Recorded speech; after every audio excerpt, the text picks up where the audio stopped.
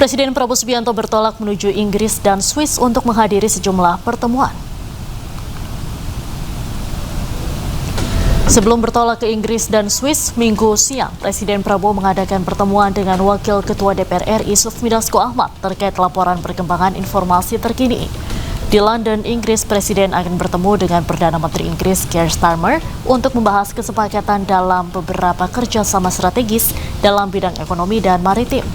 Selanjutnya, Presiden Prabowo akan mengadakan pertemuan dengan Raja Charles III. Sementara di Davos, Swiss, Prabowo akan menyampaikan pidato kunci di World Economic Forum.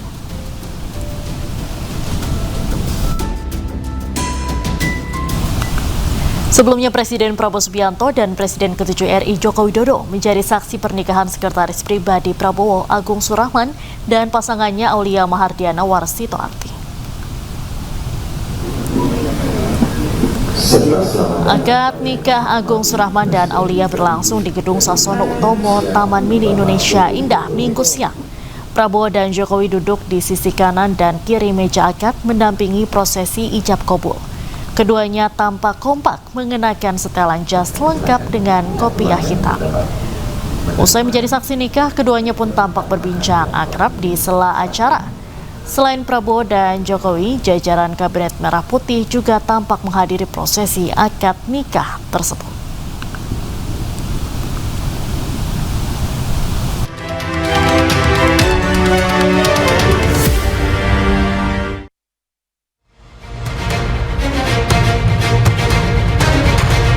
Pemerintah pusat, daerah, TNI, Polri, serta unsur terkait lainnya terus bekerja sama memulihkan daerah terdampak bencana banjir dan longsor Sumatera.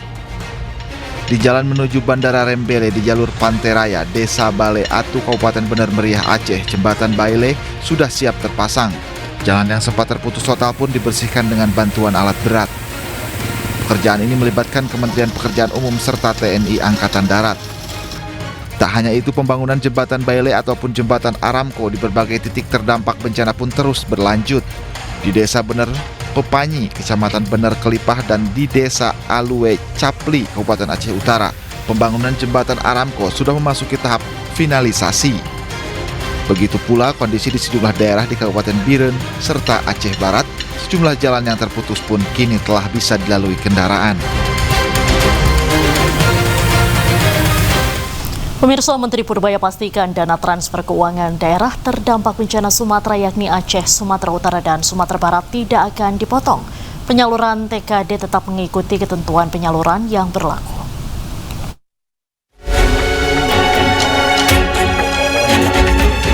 Menteri Keuangan Purbaya Yudi Sadewo memastikan dana transfer keuangan daerah atau TKD untuk Aceh, Sumatera Utara, dan Sumatera Barat yang terdampak bencana tidak dipotong. Namun Purbaya meminta pemerintah daerah tersebut menghabiskan terlebih dahulu dana TKD yang sudah dicairkan pemerintah pusat. Sementara terkait permintaan percepatan penyaluran TKD untuk 3 provinsi terdampak bencana tetap mengikuti ketentuan penyaluran yang berlaku.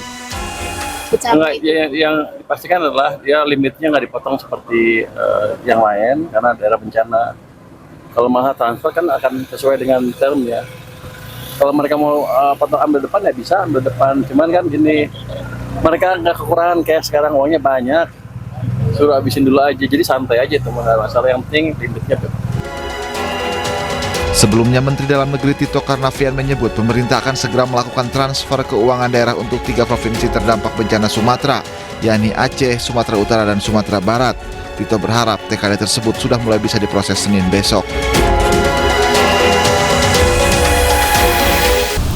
Julian Johan dan Semi Zaki mencetak sejarah sebagai orang Indonesia pertama yang finish serta juara di Rally Dakar. Informasi selengkapnya kami hadirkan sesaat lagi, tetaplah di iNewsroom.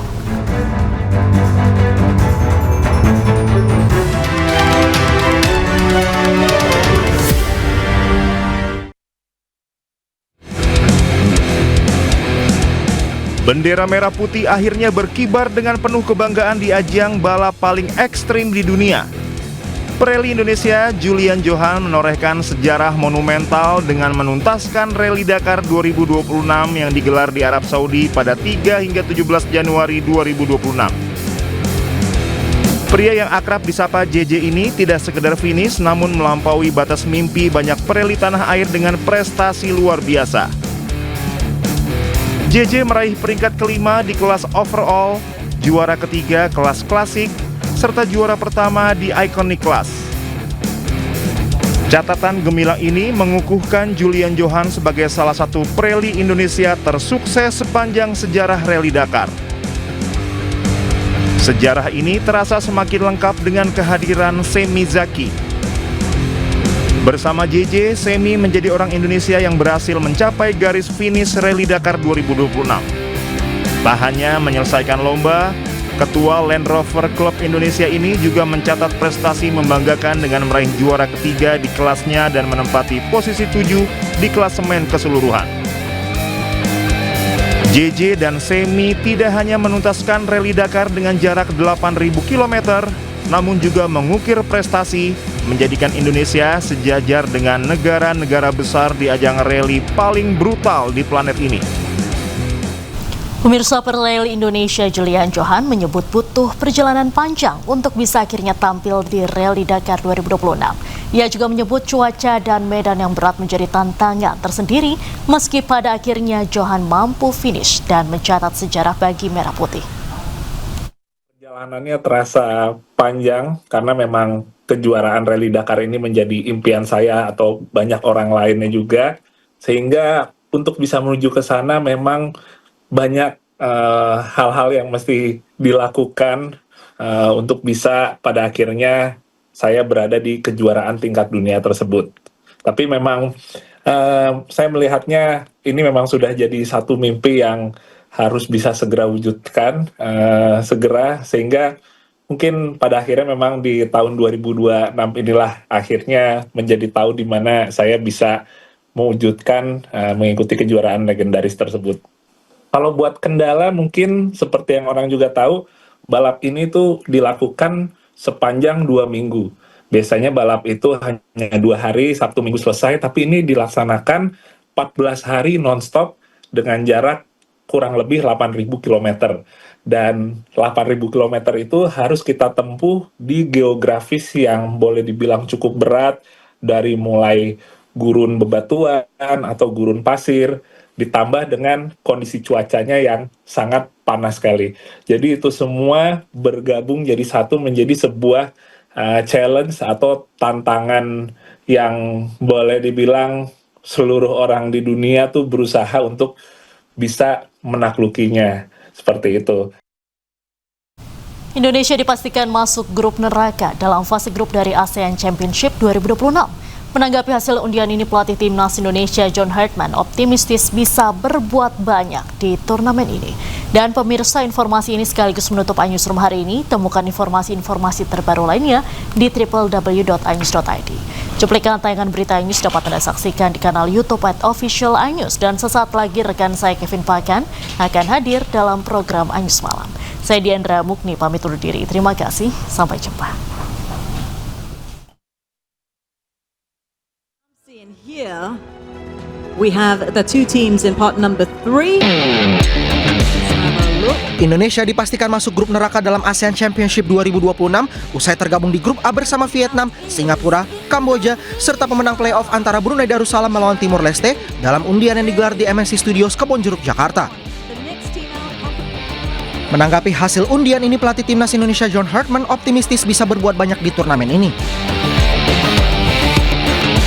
You know, I expect this tournament to be a test, and I think a test that Indonesia are ready for. They came off the back of a tough World Cup qualification, and I think, you know, they want to show what they can do in this tournament. They came a long way in Asia, but they still haven't taken that step of a tournament. So, you know, my mission's very clear. Can we go and win this competition? That's I think the goal of every coach. Ya tentunya bukan grup yang mudah, tapi kita pasti selalu berjuang untuk memberikan yang terbaik untuk Indonesia. Toh juga kita belum pernah juara di kompetisi ini, jadi kita harus berusaha semaksimal mungkin untuk mendapatkan gelar tersebut. Dalam sejarahnya, Indonesia 6 kali masuk final tapi tidak pernah berhasil menjadi juara dalam ajang yang sudah berumur 30 tahun ini. Kini memasuki era baru, skuad Garuda berharap bisa angkat trofi dalam turnamen antar negara Asia Tenggara itu.